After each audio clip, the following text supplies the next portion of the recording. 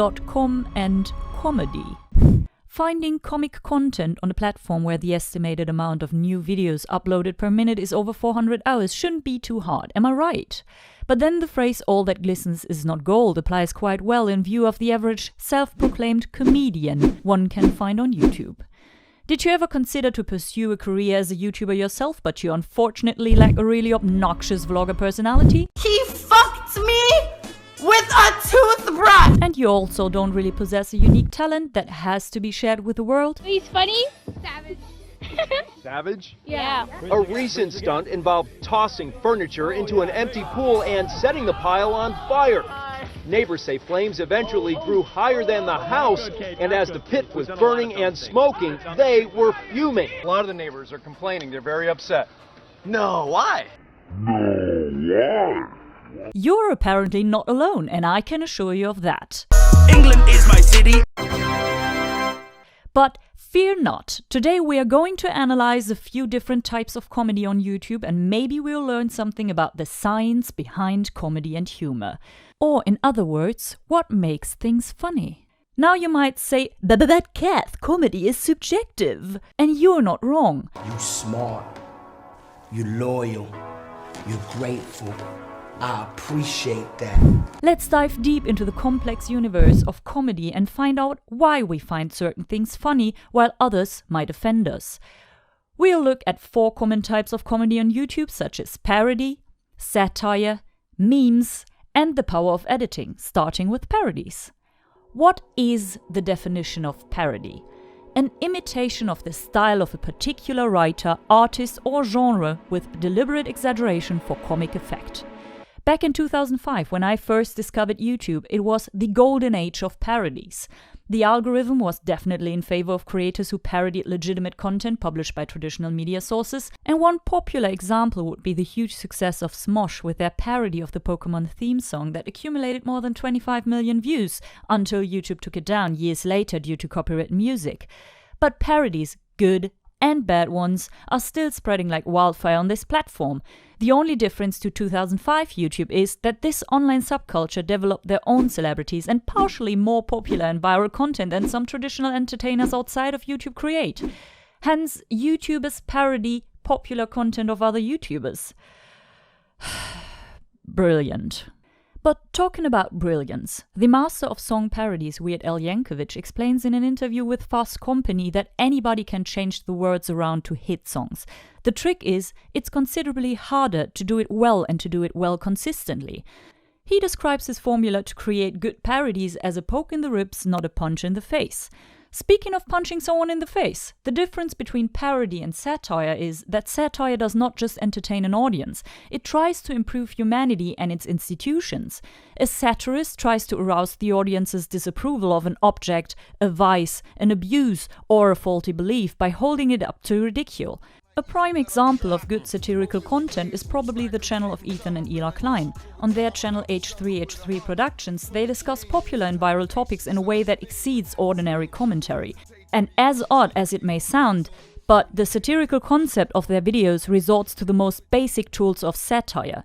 There is this video about this guy seeing colors for the first time.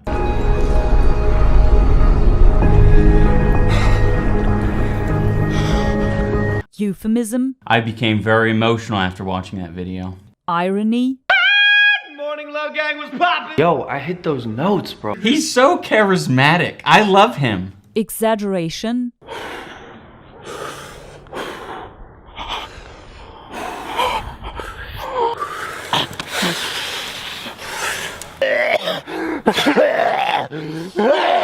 Oh my God.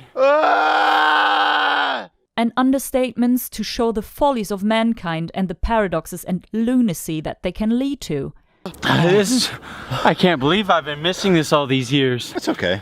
It's kind of over. It's not that cool. Yeah, and to be honest, like I need my normal glasses to actually see it that well. It's just kind of all a blur to me. The thing is that I could see red this whole time, actually. So, what are memes? Basically, a meme is an idea, behavior, or style that spreads from person to person within a culture. The word was originally coined by Richard Dawkins, who is an English evolutionary biologist and author. He wrote in his book The Selfish Gene that memes are to culture what genes are to life. Just as biological evolution is driven by the survival of the fittest genes in the gene pool, cultural evolution may be driven by the most successful memes. But when we talk about memes nowadays, we're talking about the classic internet meme, which is an activity, concept, catchphrase, or piece of media that gets shared on the internet, mostly for humorous purposes. The main concept of it is to portray a relatable situation in form of, for example, an image or a video. The popularity of a meme can evolve and spread extremely rapidly, sometimes reaching worldwide popularity within a few days. Memes that originate on YouTube are often references to popular YouTubers, catchphrases, or hilarious situations that require contextual knowledge to understand the joke. Where are your fingers? Considering that memes can emerge from such a large variety of different sources, it's fairly difficult to ensure that edgier memes won't be misinterpreted by individuals outside of the specific subculture. Actually, we witnessed exactly that when PewDiePie got in trouble with the Wall Street Journal. And last but not least, the power of editing. Even if you're a fairly unfunny person, jump cuts and some other common editing techniques can help to increase the level of humor in your content.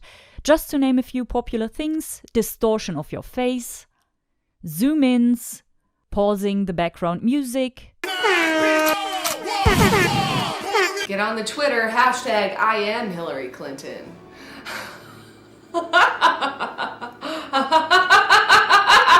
Loud and distorted audio. Using font.